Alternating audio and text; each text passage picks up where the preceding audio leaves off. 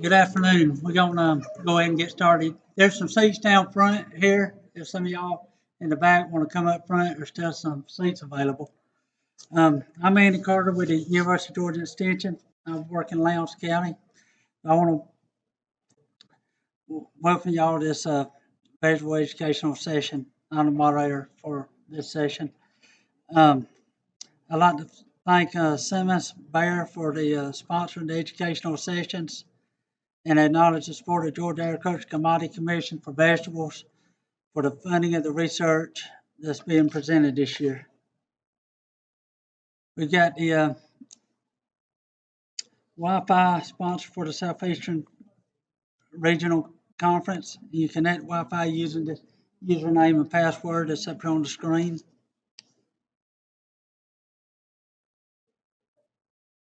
You can also download the conference app. The conference app this year is sponsored by Andrew Food Processing and Equipment. You can scan the QR code using the camera on your smartphone to download it, to search for the Southeast Regional Conference from your app store.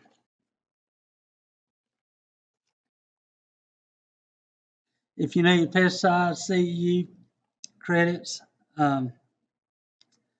they're scanning them as you come in the door. They can scan to get credits for you when you pre-register. Whenever you register for the credits using the badge scan in.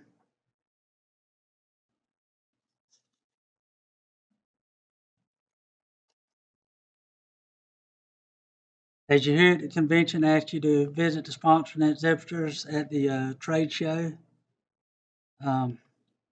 And also check out the silent auction.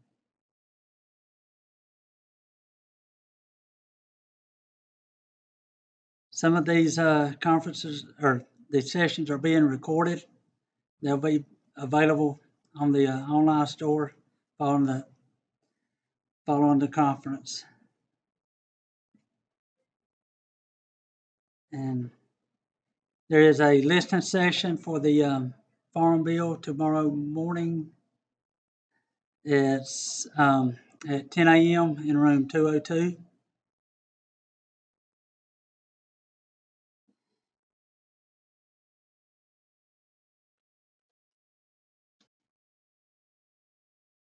It's the UGA Extension offers free vaccine clinic in the River Concourse across from the registration desk if anyone is interested in that. I'd like to introduce our speaker for this session is Stanley Culpepper, and I'm going to introduce him. All right, guys, there's some seats up here if y'all want to come in and sit down. Y'all comfortable? I don't know if we can slide.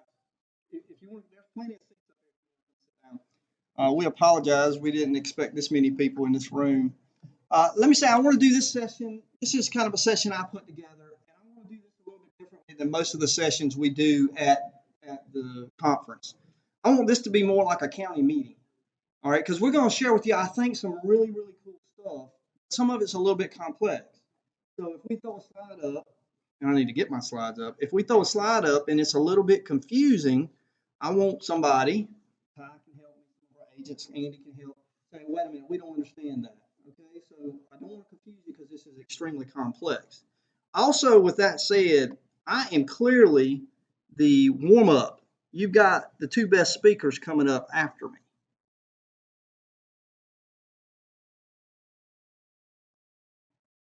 Yay. So again, any questions that you have, and again, what I want to do is I want to share with you kind of some of the history, some of the work we've done in the past on the relationships of herbicides and plastic. Give you a couple of two maybe results from two new studies, and then the young ladies that are coming behind me. Believe it or not, one of them's a PhD. She's going to show her current work that she's working on, and one of them just graduated, I think, in April. They just started with the USDA. She's going to show her graduate work. So again, far better speakers than I am, for sure. So let's start, and I'm going to be the background kind of guy, and I've kind of already said this, but when you think about herbicides and you think about plastic, The first thing you think about is the diversity of plastic culture we have, right? We have first crop big bed. We have the small bed that we use our watermelon and our cantaloupe with, right? Then we have second crop, or third crop, or fourth crop, or maybe even fifth crop, right? So you got plant holes, you got pears, you got deer holes, you got all the things that are going on. And then we've got herbicides. Some herbicides have residual activity, some herbicides don't have residual activity. So it is as complex as anything we've done, probably with the exception of replacing methylbromide. Right? That's really complex. But this is in that ball game. So when we start thinking about these production scenarios, the things that come to my mind with a herbicide, and let me tell you, I'm not talking about herbicides under the plastic. We're talking about how the herbicides interact with the plastic. So let's throw that one out. We can talk about that one later if you want to, but we're not talking about herbicides on the soil. We're talking about herbicides that touch that plastic, regardless of what kind of plastic you got. All right, so the first question you'd have to ask yourself, does it wash off easily? Right? Irrigation or rainfall. How tightly does it bind? Right? Does that herbicide bind with that mulch and you can't get it off at all? Or does it bind a little bit and then every time it rains, some of it comes off? All right, and if some comes off every time it rains, does it have foliar activity or does it have residual activity? Or does it have both foliar and residual activity? Right? So it's a very complicated scenario. Then, we don't talk about this, but photo degradation. You guys know a lot about mulch. You wouldn't be in the room. What is the temperature on the top of that mulch in June? Right? So that world of photo degradation has nothing to do with the world of herbicides and an agronomic crop. Right? The temperature we got in the soil in an agronomic crop versus what you have on, say, black mulch in May or June is just completely different, and the life of the herbicide and how it interacts is completely different. Right?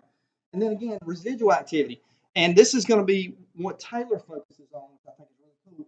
But if you look at the bottom right, that's just an example of some of her work where we applied glyphosate, right? We washed the plastic. We did exactly what the label told us to do. A half inch, we took glyphosate off the plastic. The glyphosate went into the old hole. All right, how much went into the old hole? That's what Ms. Kayla's going to talk about. Right? But what you see on the right is you see a stunted tomato versus 4 to 6 inches over. We have no damage whatsoever.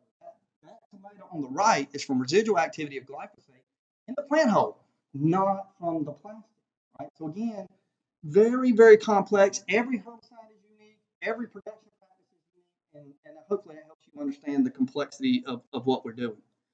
All right, so I'm going to start with the easiest. There's one easy, and then that's it. All right? Everything else goes complicated from there. But to me, gramoxone or paraquat is the easiest of all. If you ask the question, does it wash off easily? Easy. Very exciting for us. Does it bind to the mulch? It does not bind. So when we get a half inch of rain, we're getting 99.99% on the soil. Then it binds to the soil, or it degrades. Wash off over time, again, very easily. Photo degradation. Paraquat will photo degrade.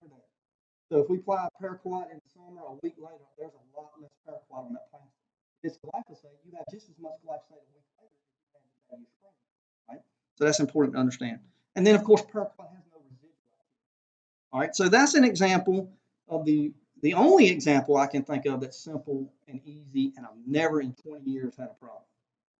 Okay, after that, it gets more complicated. So again, what I'm going to do is talk about the older research, the products we've worked on, the products we know a lot about, and then we'll keep transitioning into newer products. Same deal. Herbicide is one of the most important products that we have in vegetables. There's no doubt, right? That's our nutsedge friend. It is also arguably the most complex when it comes to plastic mulch and its relationship with plastic mulch. We have labels. You guys are very familiar with the labels we have. We have some topical applications. We have some row middle applications. And again, I'm not going to focus on the non-plastic culture, but we don't have a label for pre-plant applications on plastic mulch where you can plant it.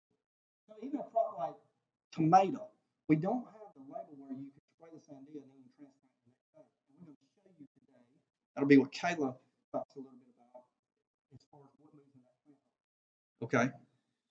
But I want to show you some of the research that this is something Dr. Grant I did probably over a decade ago. I don't even want to know because I'm getting so old now.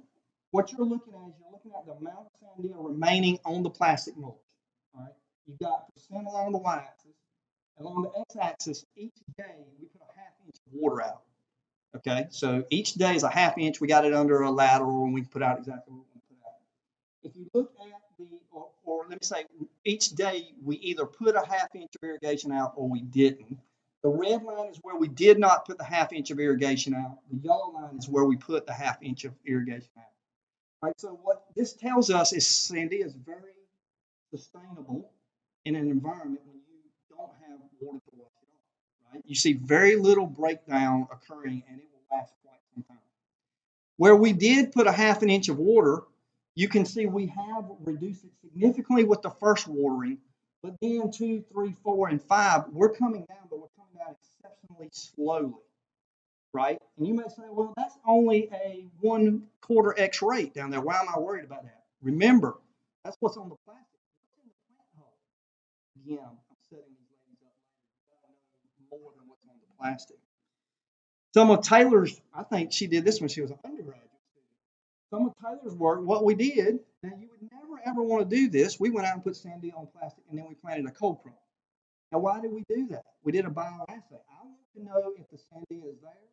You plant the most sensitive crop you can find to figure out it's there. You've done it probably before with a fumigate. As the fumigate's still in, we put it in. So what Taylor did, and Miss Jenna, we can't do anything without her, where we have none or no Sandia pre-plant on the left, full week, you can see that. That's got over 7.5 inches of rain. So that means I'm either getting foliar splash from that plastic or I'm getting residual uptake from that herbicide from that plant hole. As you get closer to planting, you can see how things go much worse. This slide again, the check is on the left, you can see 2 weeks and you can see 1 week. So when we say you got to be really careful with this herbicide around these cold crops and these greens, we're serious, right? Because this is stuff that's been washed off, right? So with Sandia, it's extremely complicated. If we can figure out how to use Sandia before planting a lot of these crops, I think you would agree we can change a lot of our challenges that we have with nutsedge. There's no doubt about it. We're going to work on that. We do know from the work Dr. Gray and I did, and Dr. Gray did most of the lab work for sure. We know temperature on the mulch influences it greatly. So a spring summer application versus a fall application, we see differences, right? It's really hot in the fall, right? Under dry conditions, again, we do get 90% dissipation by 21 days, but 10% on the plastic doesn't mean 10% on the plant hole. Okay. Also, the color of the mulch might be very effective. Now, one question, and I love my county agents. So the county agents and our farmers, they call you up and you're like, I couldn't dream of that in a million years. Well, we had a county agent call and said, well, can I paint the Sandia on the plastic? That's a really cool idea, right? I mean, I couldn't dream that crap up, right? So, and that was Tim Flanders. Those of you know Tim Flanders. He did that. I said, okay, and this is Mr. Bill's rig. We went out, we learned how to paint it. So we said, okay, we can do that. So we painted the mulch. It didn't work at all. Taylor also tried vinegar, ammonia, and diesel fuel. Do not put diesel fuel in your plastic or you'll be completely redoing your plastic. Unless you like wavy, wrinkly plastic that falls to pieces. That is not what you want to do. But guess what?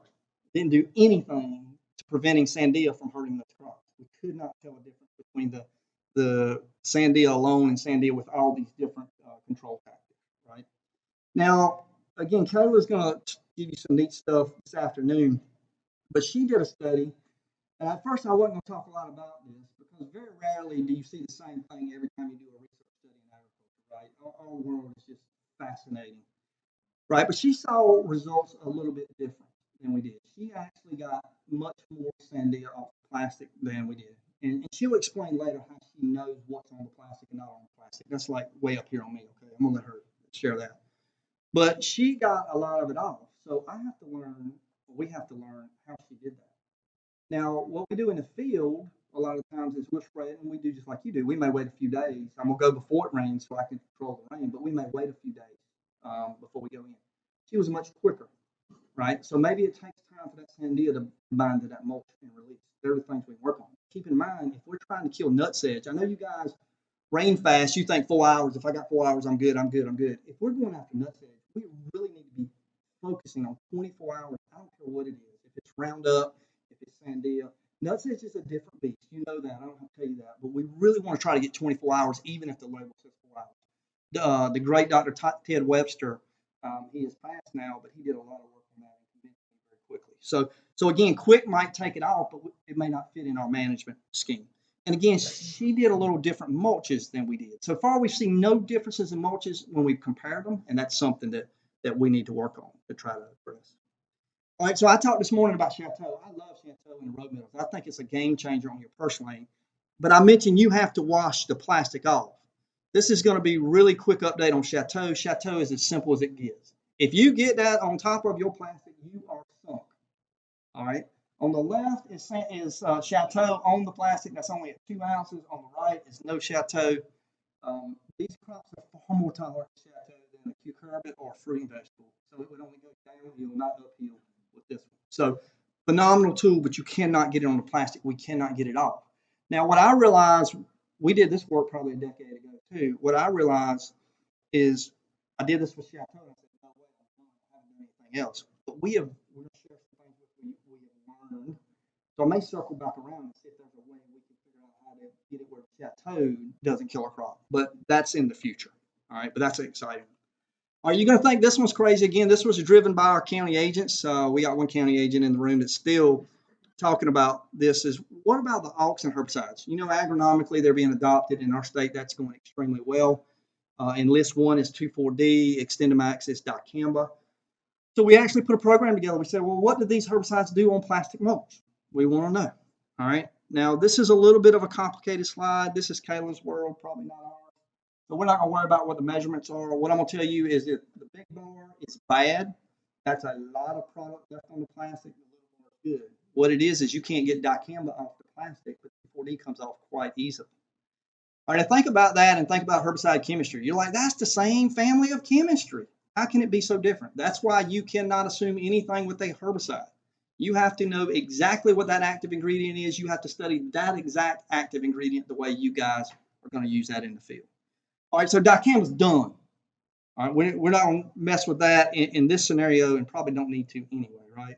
But 2,4-D is interesting. 2,4-D scares me when you talk about produce. But I do want to show you, and this is some of one of our graduate students who's now our cotton agronomist work, Dr. Campan. If you look on the left, and he did multiple crops, but if you look, that's a dicamba. So give you an example of the dicamba, no dicamba on the left, and as you go across, it's dicamba closer to planting. And you can see 30, 15, and 1. And this is after washing the plastic, okay? This is, if you don't wash the plastic, there's nothing there to take a picture of. 2,4-D, though, is quite a bit different if you look at where it's at. So we're much more successful there. So this is really interesting because it's got myself and Corteva in a little bit of a pickle because we're uncomfortable with this product on a produce farm, right? We're okay on an agronomic farm. But this might be something we can use in, say, January, December, January, February, to take radish out, to take a primrose route, take all those things out as long as we have enough time before planting. But here's our concern. And again, I'm setting these girls up really good. We can get the herbicide off the plastic, but if you have holes in your plastic, which you usually would for second crop or third crop, right? What happens to that 2,4-D in that plant hole? So on your left is no herbicide. In the middle is 2,4-D, no holes in the plastic, we washed. On the right, same study, same time, everything. The only difference is you have plant holes. So we have some amount of 2,4-D in those plant holes that are stunning these crops. Again, these crops are far more tolerant to 2,4-D than, say, a cucurbit or a fruiting vegetable or pretty much anything else you would want to grow.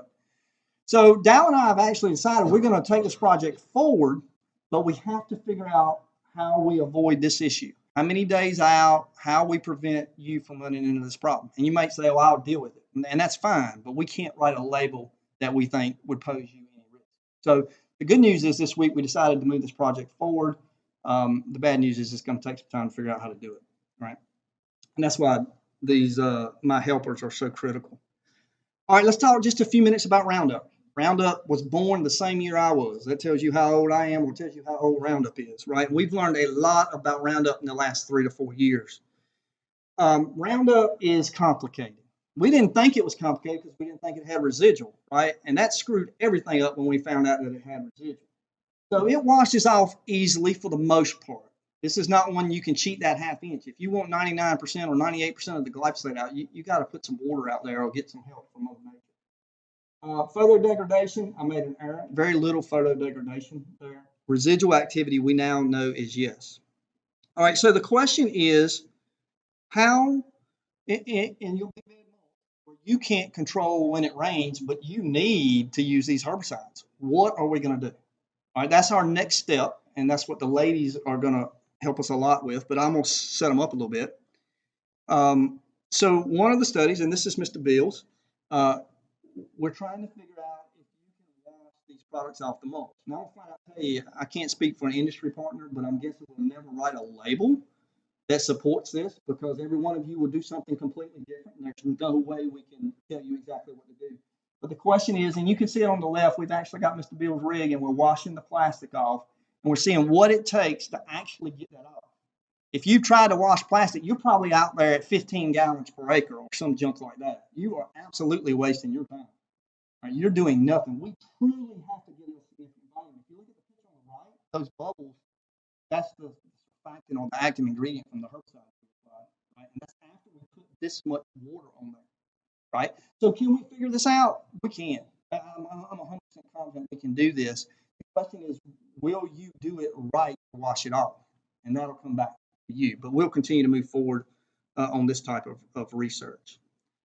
Again, that's just an example of you truly have to wash the mulch. This 10th here, 10th there, 0.05, 0.01, that is not what we're talking about on getting any of these products off.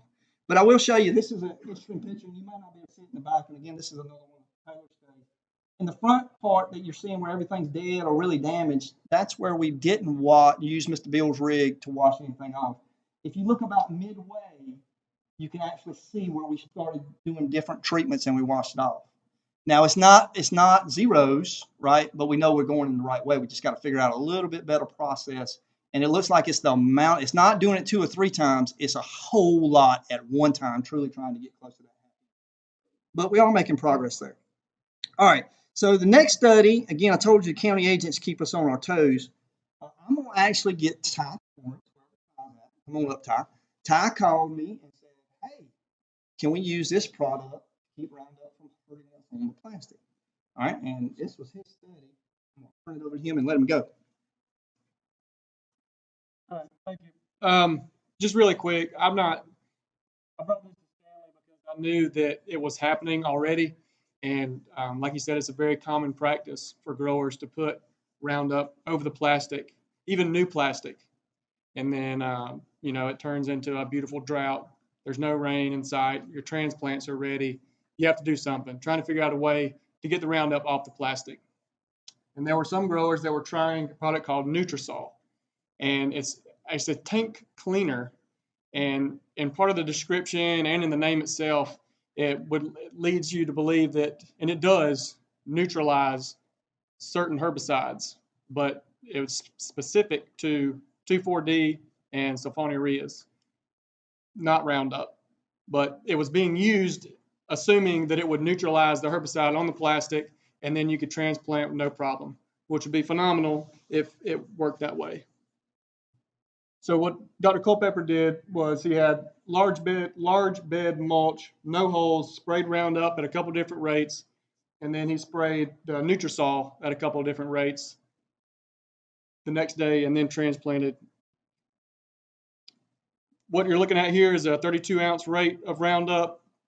The 6.34, that's just what the growers were using. That turned out to be the rate per acre, and then Dr. Culpepper doubled that just to see what kind of effect he might find or see. Everything with the same letter is statistically the same. So there was no difference in the injury after applying Nutrisol or no Nutrisol at all, so just the Roundup. This is the same thing except for 64 ounces of Roundup, just a rate effect of the Roundup. And as you can see, there's no differences where they applied Nutrisol or not. Last photo is what the plants physically look like, pictures of the plastic. No Roundup at the high rate, 64 ounces, and then followed by twice the rate that was being recommended for Nutrisol to try to remove the Roundup for the plastic. So just something I wanted to look at because we didn't know if it was actually working, but we know it was being tried. And if it did work, that would be really awesome. But if it doesn't work, then somebody's going to get in a mess and lose a bunch of transplants. So we want to get to the bottom of it. And I appreciate Dr. Culpepper doing the work to figure that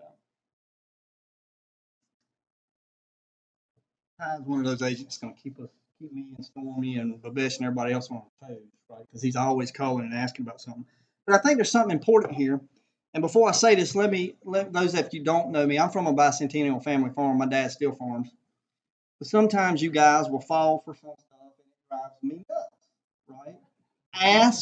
Ask for the data, right? Don't you're risking every day. Look at what you're risking. Don't do something done without the data. If there's somebody that recommends something for you, they should have data. Then you take it to your county agent. You say, "Is this repeatable?" All right, if that's repeatable. Then let's rock and roll and let's move forward. But don't do this stuff without knowing what you're doing. You know, it's different in cotton than it is in daggone tomato, right? All right, so experiment 2. Now this one we did at the same time we did ties. Now this was one of the ones I'm pulling out of who knows where, right? And we've got an experimental mixture. We did the same thing we did with tie. We sprayed either 32 or 64 ounces of Power Max, and then we gave it a day or two, and we came back with this experimental, and we sprayed it. All right, there's no rain between the Roundup and the transplant. Right? So I'm trying to figure out how to kill the glyphosate. I'm figuring out how to kill the glyphosate. Let the glyphosate kill the weed and kill the glyphosate. Right? That's really what you want to do. All right. And in this study, and I'm just sharing this with you, if you look on the left, that's no Roundup. If you look in the middle, that looks very much like Ty's did. That's Roundup at 64 ounces. We transplanted the first rain, it ate it up. If you look on the right, this is 64 ounces of Roundup followed by this experimental. All right, so this is the first time in a long time I've ever seen anything like this. Now, it is not a zero. I want to show you the data because I don't want you leaving here. Number one, you don't know what it is, but number two, let's not get too excited too fast. That's usually where scientists messes up. Where we have no experimental straight glyphosate, broccoli and collards are 48 to 50% damage. Where we put a 1x of this experimental, we use 32 ounces of Power Max in this slide, and we put a 2x, we saw the same thing. Now we do see stunning. We see any yellowing or any chlorosis or anything typically see with glyphosate, but we clearly saw smaller plants. Now they totally caught up now, but that's what we saw. When we increased the rate of glyphosate, I did see a difference between the 1x and the 2x rate, but again, I'm not at zero.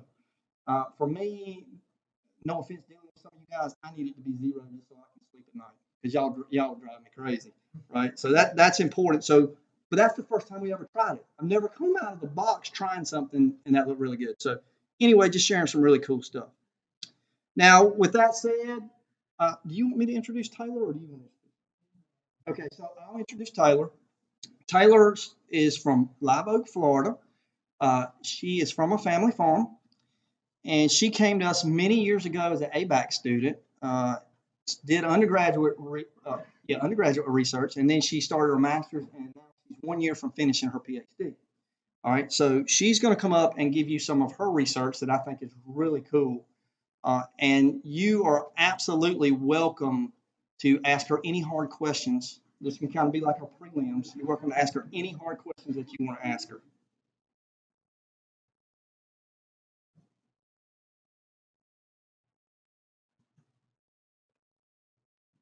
Right here, right? I'll hit that. I'll get out of the way. Oh yeah, this is it.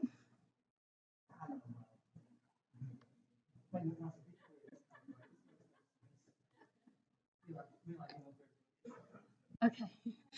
Thank you for that introduction. Thank you for the opportunity to speak today. This is my first time attending this conference. I can't believe how many people are in this room. So please feel free to stop me and ask any questions along the way. I am not as good of a speaker as Dr. Culpepper, so please stop me if you have any questions. So the use of plastic mulch is critical, as you all know, to the success of the Georgia vegetable industry. Large bed plastic mulch, which is pictured there on the right, is around a 32-inch wide raised bed that's about 6 to 8 inches tall.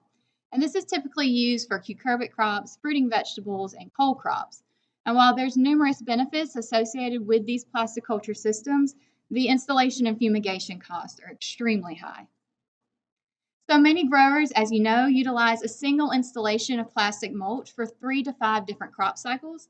And if you'll notice in the picture on the right, once the harvest is done for that first crop, that crop is killed, and then the second and third, fourth, fifth crop is then planted into that same mulch bed with those existing plant holes. So without reinstalling the new mulch and applying the fumigants that go underneath that mulch, it becomes very challenging to manage nematodes, diseases, and weeds. And while drip injected fumigants can help control these problematic weeds in crops 2 through 5, the fumigants cannot effectively control all of the troublesome weeds, especially outside of that drip zone, as pictured on the right. And that's where pre-plant applications of Roundup and Rely could be beneficial to help achieve effective weed control of those troublesome weeds outside that drip zone. So previous research has shown in several vegetable producing regions, especially in South Georgia, that significant residual activity has been noted from pre-plant Roundup and Rely applications in a bare ground production system. It's been extremely detrimental to vegetable transplants. And so, for example, research conducted in a bare ground system has noted residual impacts from Roundup and Rely 7 days after application. So the question then becomes, what is the impact of this residual herbicide activity that's been so problematic in our bare ground production systems on a newly transplanted, very sensitive vegetable plant in that existing plastic mulch? Especially when that plastic mulch has been degraded, it has old plant holes, or has rips, tears, or the deer tracks. So to investigate this question, we looked at 2 different pre-plant burn down herbicides. We looked at Roundup PowerMax 2, or glyphosate, and then Rely, or as it's known agronomically as Liberty, which is glufosinate. We looked at these at 3 different application rates, 32, 64, and 128 ounces per acre. And then we looked at 3 different planting hole situations. And I'll explain a little bit more about these on the next slide. But we looked at a new planting hole, an old planting hole, and an adjacent planting hole. So the critical component of this study was our different planting hole arrangements. And each of these represents a different scenario that could actually happen out in a commercial field. So for our first planting hole, we had a new planting hole. And this represented just going out into a new field of plastic and planting our transplants. So to simulate this in our study, we went and sprayed our herbicide over the plastic mulch. We applied overhead irrigation to wash that herbicide from the mulch. We then punched our transplant holes directly through the red dots there in the picture on the left. And then we planted our transplants into those holes. So that was our new plant hole scenario. Our next planting scenario was our old plant hole. And this represented going out into a field of existing plastic mulch and planting the transplant into a field of mulch that had holes, rips, and tears, and other degradation. So to simulate this in our study, we actually went out into the field. We used a stencil to cut holes in the plastic. It was not a favorite activity amongst the group, but we cut holes in the plastic to basically create our old plant hole. We then sprayed the herbicide over the mulch, so the herbicide actually contacted those areas of exposed soil. We applied overhead irrigation to wash that herbicide from the mulch. We then punched our transplant holes directly into those areas of exposed soil. So we punched our transplant holes into the old holes, and then we planted our transplants into those holes. So that was our old plant hole scenario. And then for our final scenario, which is pictured on the right, we had our adjacent plant hole. So this represented, again, going out into a field of old plastic mulch that we're using again, except this time we shifted over 6 inches from that area of exposed soil, from that old plant hole, to plant our new plant. So to create this, we did the same thing. We went out and we cut our old plant holes in the plastic. We sprayed the herbicide. We applied overhead irrigation to wash that herbicide from the mulch. And then we actually shifted over 6 inches from that old hole to plant our new plant. So those were our 3 different planting hole scenarios for this study. So following the herbicide application, irrigation was utilized to remove the herbicide from the mulch prior to transplanting, and then again after transplanting to set the plants. And if you'll notice in the video, the bubbles are actually coming up from the plastic, that is the herbicide being washed from the plastic. It's flowing down either side of that ridge that runs in the center of the bed. And if you'll notice the yellow arrows, that herbicide is actually being washed into those old plant holes.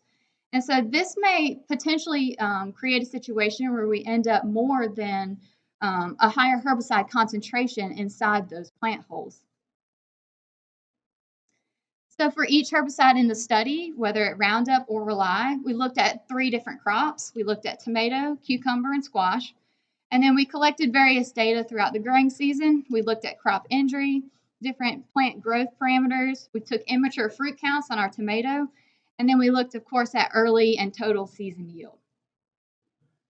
So I'd like to begin with a quick results overview.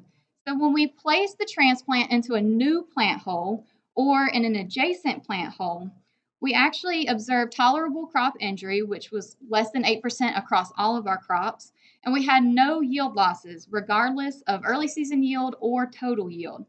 And this was regardless of crop, herbicide, or application rate. So for this scenario, we give that the green light. However, this was not the case for our old plant hole scenario. Within our old plant holes, we had considerable crop injury, and we had potential crop losses through early season and total yield.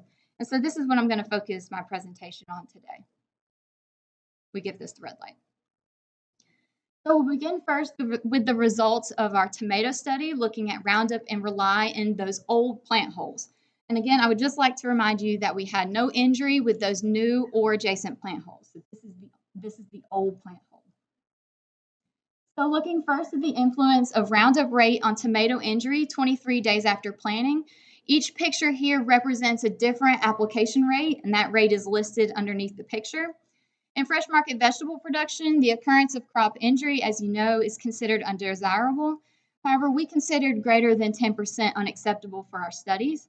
So when we combined our data across years, crop injury increased as Roundup rate increased in our tomato study. We actually saw at our 2 highest application rates 12 to 40% visual injury, which exceeded our injury threshold of 10%. And if you'll notice, those tomato plants actually were severely stunted and had an odd purplish discoloration. Early season yield represents the ability to quickly get a crop to market, with any reductions leading to a potential for missed markets or maybe even major profit losses. So looking at tomato early season yield, which was the first 4 harvests of our harvest season, yield is shown in pounds per acre along the y-axis with Roundup rate along the x. When we planted into that old planting hole, we saw a significant reduction in early tomato yield from Roundup applications at our highest application rate. We actually had an early reduction of 24% in this situation. And then interestingly, we did have some tomato recovery throughout the growing season. We harvested these tomatoes 15 times.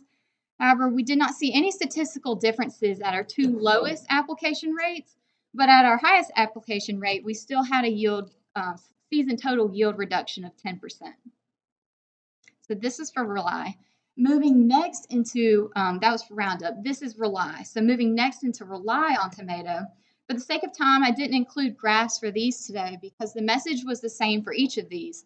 Looking at tomato injury, early season yield, or total season yield, we did not see any impacts on Rely for tomato, regardless of application rate. So moving next to the influence of cucumber in our old planting holes. Looking at the influence of cucumber injury 23 days after planting from Roundup applied to our old planting holes. Again, we have the same setup as before. Each picture represents a different application rate. Our cucumber were injured 23% at our highest application rate. These cucumbers were severely stunted and chlorotic. This is from Roundup. And when we compare that to Rely, we can see the high sensitivity of cucumber transplants to Rely in this situation. This is 23 days after planting. Applications at our 2x rate noted 42% visual injury and 11% stand loss. And then applications at our 4x rate, as you can see, they suffered severe stand loss and 75% injury. So next, looking at a side-by-side comparison of the impact of Rely and Roundup on cucumber early season impacts from the first 4 harvests, We have the herbicide shown along the x-axis, and we have our pounds per acre along the y-axis. Roundup is shown in the left graph, and Rely is shown in the right graph. So looking first at Roundup, similar to injury, we saw significant reductions in early season yield at our highest application rate. Injury was reduced 50%. And when we compare that to Rely, we can see the impacts of that early season cucumber injury. At our two highest application rates with Rely in our old plant holes, we had 51 to 87% reduction in early season yield. For total cucumber yield collected over 15 harvests, we had a similar trend to early season yield. For our Roundup applications, we saw a reduction of 20% at our highest application rate. And again, for Rely, similar to early season yield, at our two highest application rates, we saw a reduction of 32 to 61%. Finally, we'll look at the influence of Roundup and Rely on squash. So here's a visual representation of squash injury. This was observed 16 days after treatment in the field, and underneath each picture in yellow is actually the early season yield that we collected off our squash. We harvested our squash 30 times, so this represents the first 8 harvests. So similar to previous crops, at the highest application rate, we noted significant crop injury from Roundup applied to those old plant holes. And we actually noted an early season yield reduction of 36%. And when we compare that to Rely, we can again see just how sensitive these squash plants were to Rely applications. We had significant crop stunting at our two highest application rates. We saw injury anywhere from 35 to 70% at those two highest rates, which translated into an early season yield reduction as well. And interestingly, from this picture, see if I can get this part right. Interestingly, from this picture, this lets us see some of that variability that we can see in the field when we apply those herbicides and actually wash them from the mulch. If you look in the third picture down, we have a plant that looks a lot better than the one right next to it. And there's a lot of things that can influence this: bed architecture, washing the herbicide from the mulch, and we really don't know sometimes what will happen when we wash that herbicide from the mulch, and we may end up with a higher concentration in one hole versus another. And so this maybe helps explain some of that variability that you might be seeing in the field. So in summary, for our old plant holes, now this is just the old plant holes, tomato was the most sensitive to residual Roundup. Cucumber and squash, however, were the most sensitive to residual Rely. Injury directly correlated to application rate of these two herbicides. And ideally, we hope that plants end up at least 6 inches away from an old plant hole. And we must wash the plastic mulch with at least half an inch of irrigation or rainfall prior to transplanting.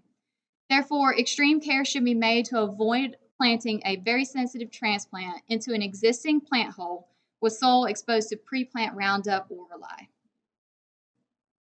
This time, thank you for your time. Oh, we have a question. Yes, sir. Uh-oh.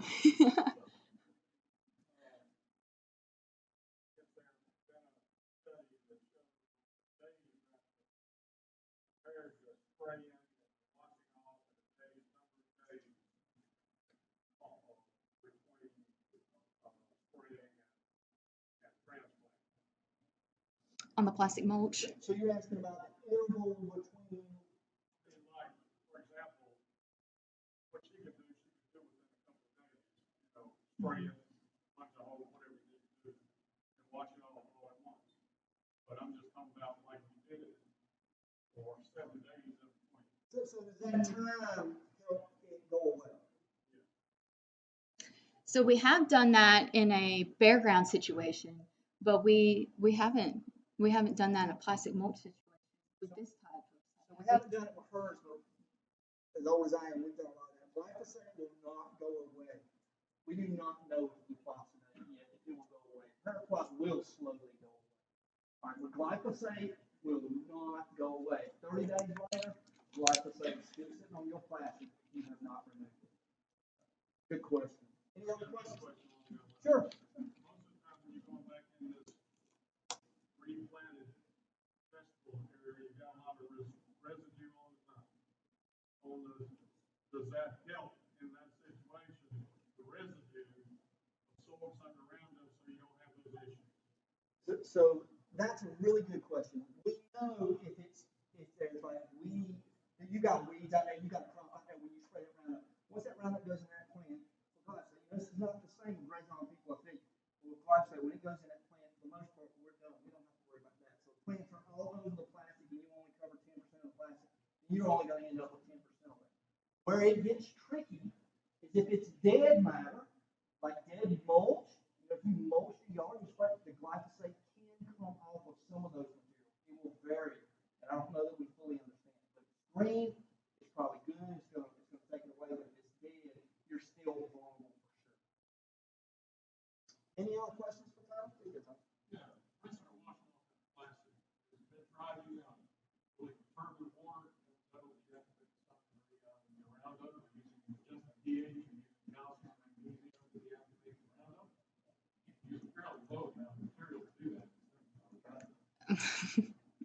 So we're trying everything in the sun.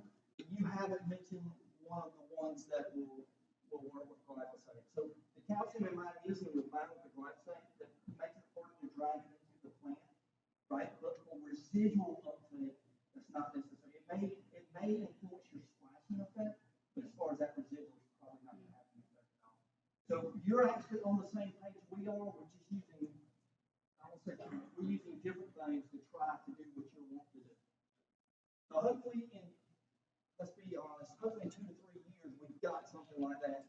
The problem with the experimental I showed a little bit earlier, I haven't even sat down and figured out how much money it costs. The other thing that's interesting, we did this like 3 months ago.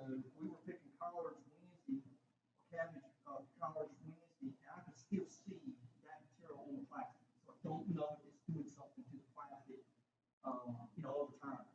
So we've got so much to learn, but we're in the same ball game of that discussion for sure. Any other questions for Tony? I'm going to ask those exact questions. Yes, sir. Okay.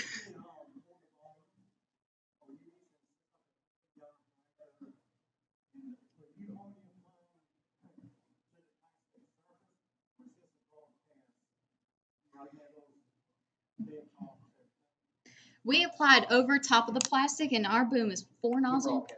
We broadcast it over the top, so we got everything. Yes, sir. Oh, it was at 15. Yes, sir.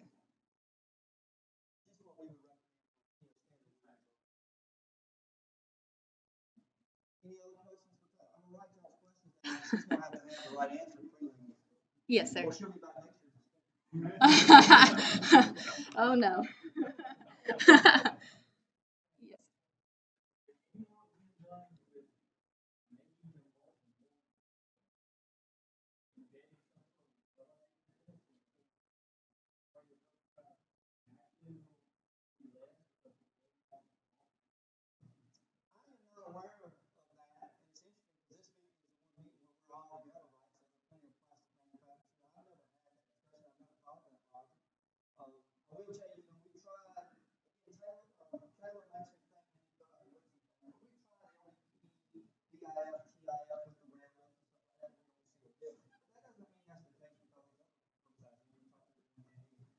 So, that's an interesting discussion if we can create something that makes it easier, so we don't have to have half inch, we have something like that. So that's a good discussion. I really haven't thought about that. I'm not aware of anything currently.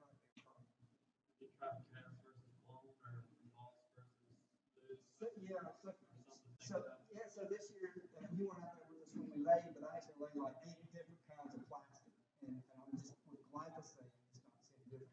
What I need to do is get with you guys and let's get a bunch of different plastics and we spray like 10 different herbicides. Spray plastic this way, spray herbicides this way, and just go to transplant this way. So I think that needs to be done with more herbicides. That would help us a lot. But with Roundup and Relay right now, I feel like the herbicides currently on the market aren't going to influence those products as far as how they interact with them. But the residuals are the ones that would be more interesting with that. Again, that really sets Kayla up. So I'll. Do you want me to pull Somebody it up? pulling up Okay. over me. I'm anti-computer, that's for sure. So Taylor was doing his field work. Taylor is really a genius when it comes to laboratory type work. So we were like, We know what's happening in the field. We want you to explain to us through a laboratory approach why we're seeing what we're seeing. And this is really, really neat. Even for those of us on the farm, it's really, really neat to get the opportunity to see what's happening. And she is currently employed with the USDA, and most USDA people are not allowed to move 2 inches. And she went way out of her way to join with us today. So I want to thank her for doing that. I'm off work today, so I'm here. Thank you all. Thank you for having me. This is great. I literally feel free to interrupt me. There is a lot in this presentation. I'm actually really glad to have a little extra time because I'm going to walk through this. If you have any questions, just ask. I'm going to go through it as I can. So before I read my title, I think the best thing to do is what in the heck does it even mean? And for me, the best way to break this down is we had 3 really big questions. And it was, where do these herbicides end up? Where are they going after irrigation and rainfall? What's happening? And how much is washing into the plant hole is the question that just kept getting asked.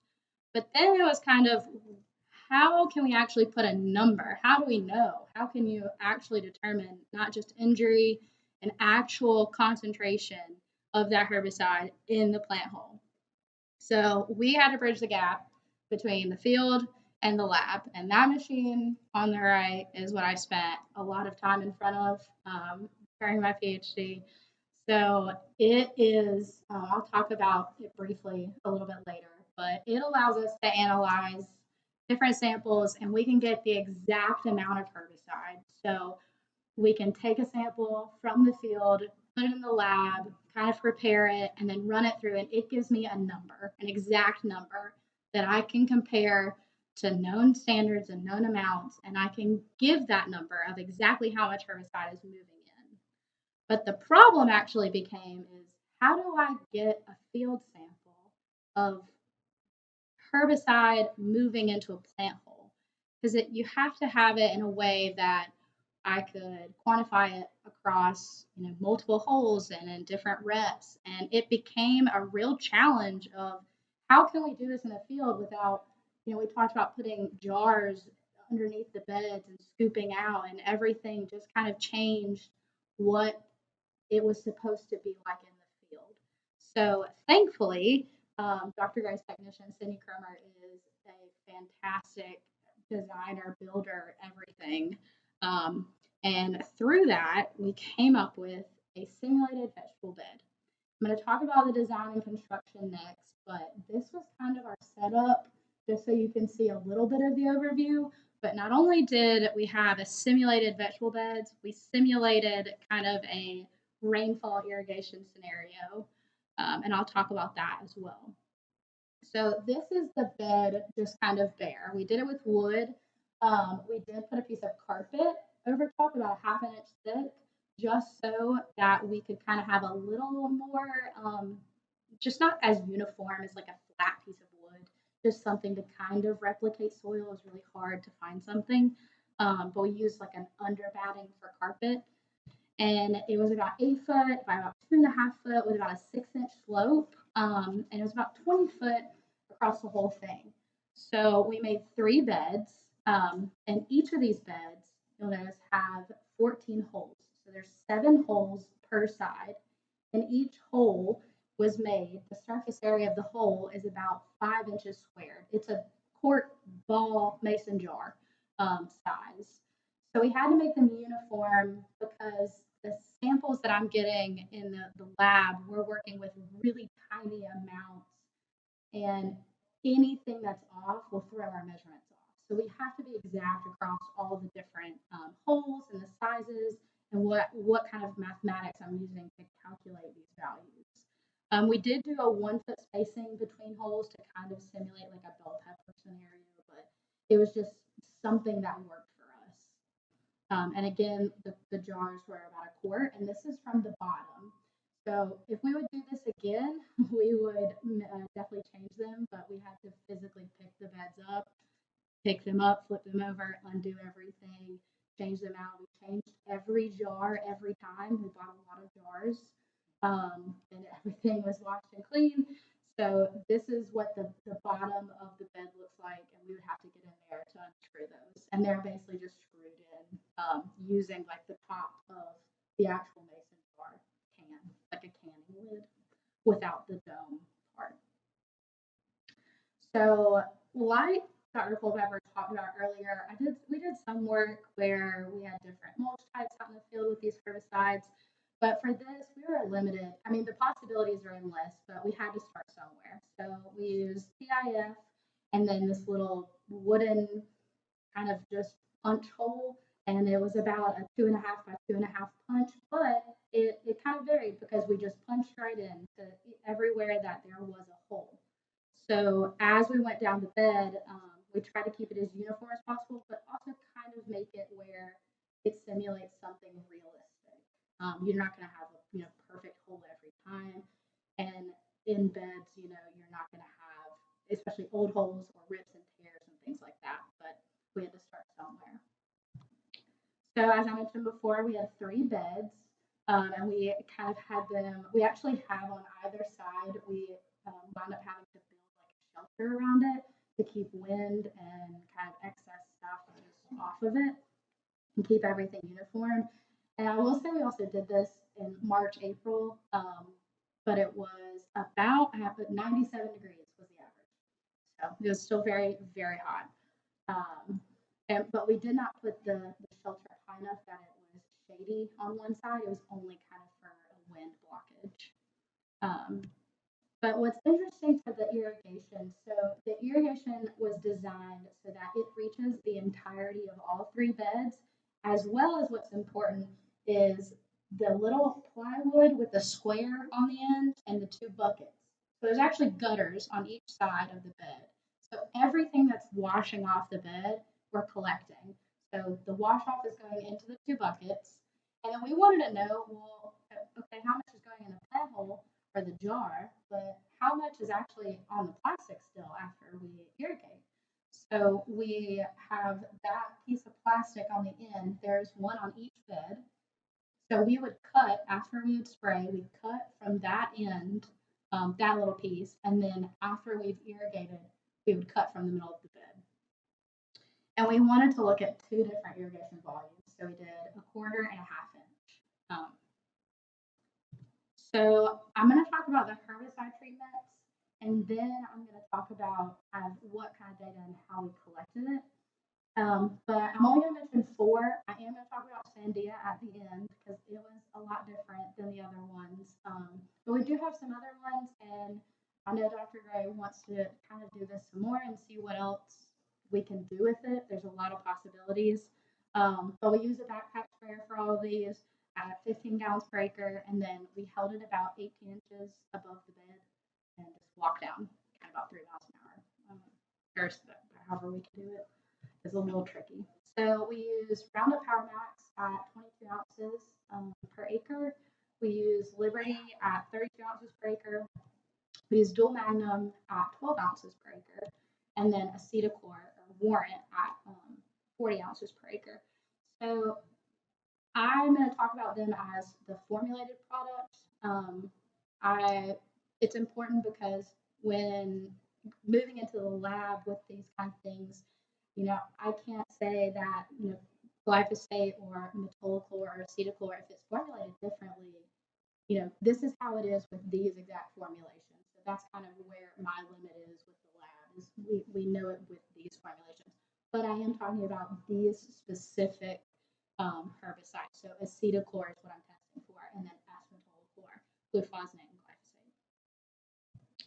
So for the data collection, like I said earlier, we took the mulch samples from the end of the bed, and we did that after we walked down the bed and sprayed. We cut a 1 inch or 1 foot square, and we froze it in the freezer. And then after we had irrigated, we came and we cut the exact same 1 foot square off the middle of the bed, and we froze it. And then we unscrewed every jar. We took the volume in every jar. And then we also weighed the water in each bucket. We were going to take the volume. That was going to take a lot of time, so we just weighed the buckets. And then we took a sample, a 10 milliliter, like a little glass jar sample from every single jar and every single bucket.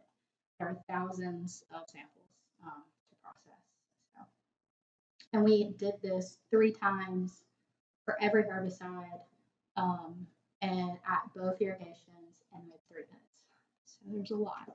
There's a lot, but it is a very limited kind of study. So I have this video, and it's a time lapse of we had just got done with the irrigation, so we're about to sample. And this is just kind of a time lapse to show what it took just for one run of sampling. And thankfully, so it took a lot of us. But you can see cutting it, and we change the plastic out every time. So even if we were doing, 3 times, and that was just a cover. We were doing it. We were coming back the next morning to start again, so we wanted to cover the plastic, make sure nothing was on it. But we did replace the plastic every time, and I know that's not ideal because it is a new plastic, but it was just somewhere to start for everything. So even if we were spraying, we had 3 reps of glyphosate, we changed the plastic every single time. There was new plastic put down each time. So all those little jars that were beside it, those samples, I took them into the lab. So this is the machine that I worked with. It is a HPLC with a mass spectrometer. It basically just spits me out a number. I put those little things in there, and it does all the work for me. I run some numbers on it, and I get an exact value. So to break down the results of it, I thought it'd be neat to look at the wash off first. Basically, how much of the herbicide was left after both the irrigations, and then how much of the herbicide went into the plant hole, what we all want to know. So I'll start with these two. So Roundup and Liberty were very similar, and then the chlorosedamides were also similar. So I'm going to break those apart. So before irrigation, 100% on there for both.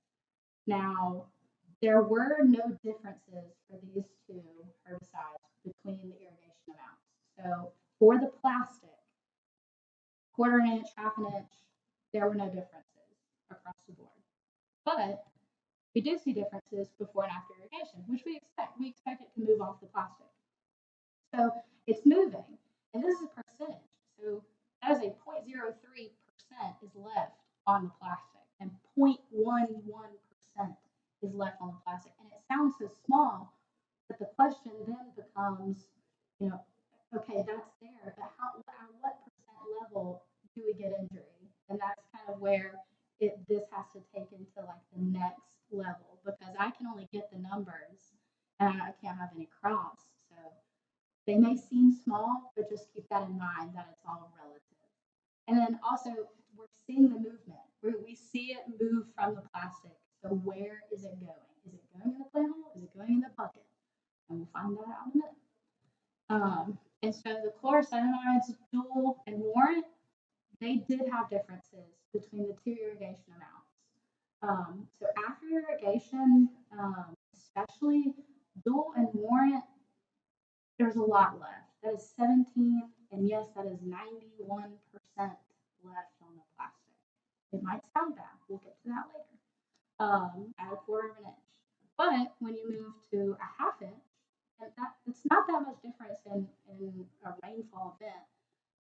You're moving into 3 and 15%, which still sounds high, but it could all be a relative amount. It's definitely a lot higher than the normal glyphosate and glufosinate that we're used to seeing.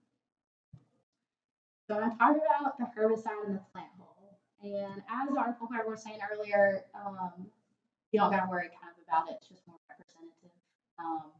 This is based on the field rate. So this is in a plant hole. This is averaged across all of those jars. How much went into the plant hole? And remember, we have the perfect scenario. So we've ideally got the same amount in the different plant holes. I'm going to start with Roundup. So between the 2 irrigation events, we did see differences. We had about a 3x field rate in the plant hole, and then 1.9x field rate at a half an inch. And I'll talk about the differences between those two in a minute. But the interesting thing, when you move into Liberty, we did not see any differences. This is the only herbicide. We have multiple herbicides as well, not just these four and Sandia. It just gets a lot of information, but Liberty was the only herbicide that didn't show any differences between the two irrigation events, and I'm not sure. I don't have an answer for that. It was just the only one that didn't, and like I said, this is a perfect scenario, so you can only take that so far. But it was about like 1.2, 1.3x field rate in the plant hole. And then, so for dual, we see a lot less. We're seeing 7/10 field rate, 4/10 field rate at a half inch. But even the differences between those two, those are statistically different. So even just adding another 1/4 inch drops that amount significantly. And then for Warren, and remember at a 1/4 inch, 91% of the Warren was still on the plastic surface. So we're seeing that because it's not in the plant hole. It is 9/100th of a field rate and 3/100th of a field rate at a half inch.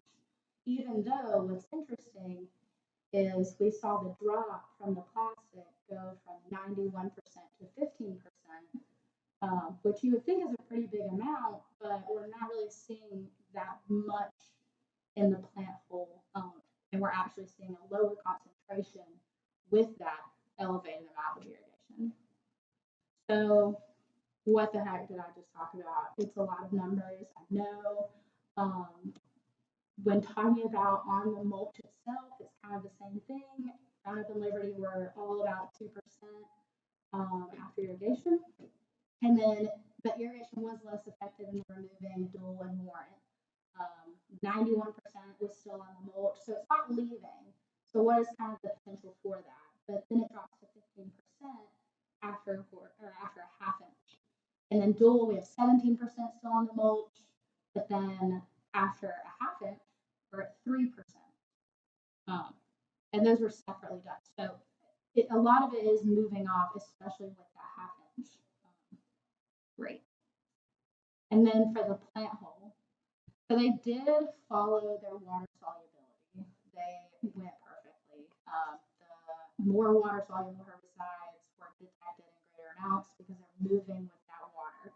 Roundup, Liberty, Dual, Warren, that is the water solubility of those compounds. So the 1/4 and a half inch.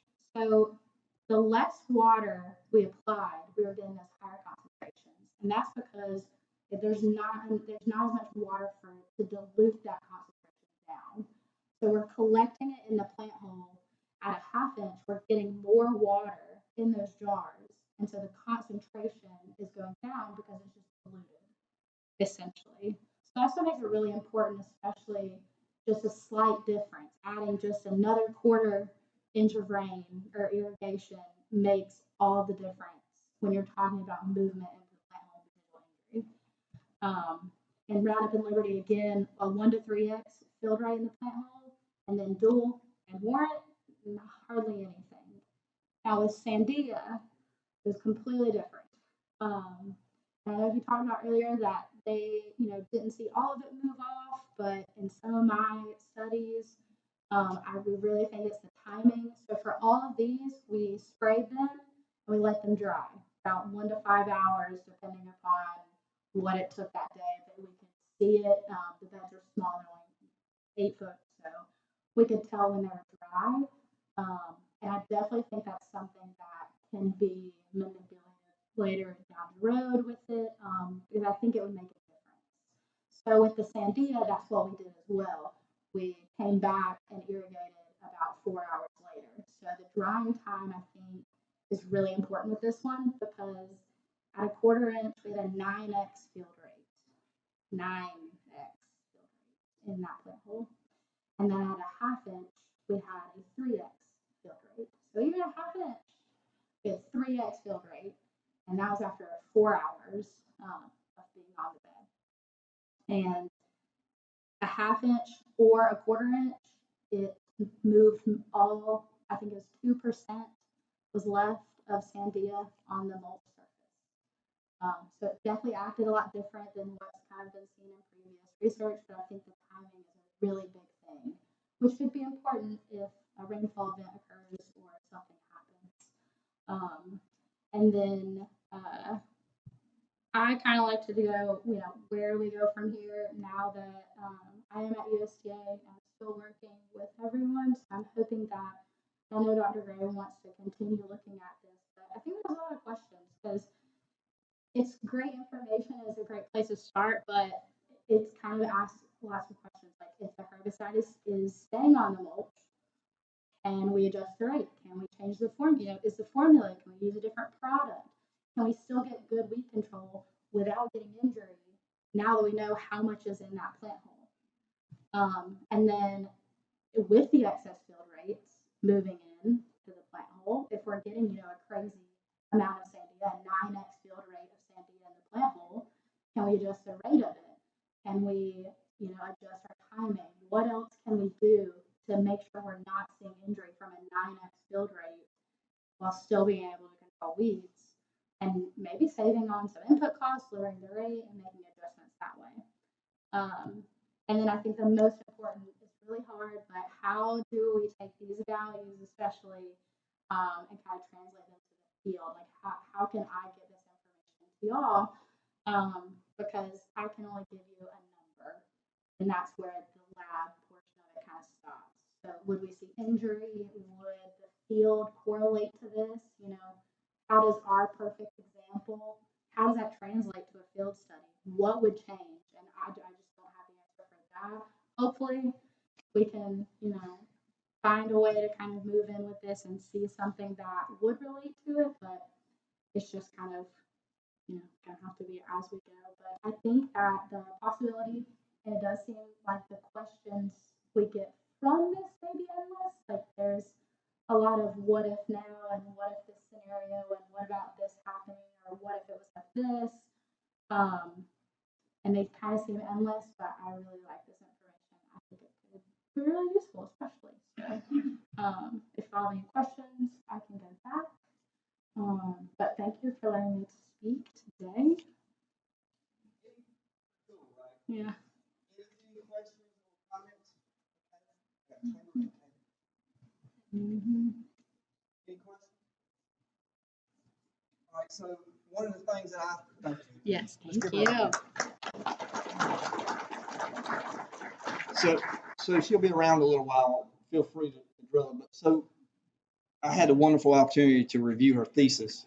Oh my gosh, it's so painful to review a graduate student's thesis, I'm gonna tell you. But once we learned from her and we learned from what Taylor had done, we actually had a chance this fall to go out and put a study. One thing Mr. Bill's been on me forever, I need to put a residual out on crop 2, crop 3 to keep all the weeds from coming up in the plant hole. Well, every time we've done it, we've had devastating results from the herbicide hurting our crop. Well, this winter we actually took their work, made some creative calculations, and we went out and I think, we put out like 8 different herbicides, we irrigated, and then these ladies again went out and cut holes. You either had new holes or you planted in the old hole. And I think of the 8 herbicides, 7 of them, I've never been able to do it and not get damaged. The 7 of them, we didn't get any damage whatsoever.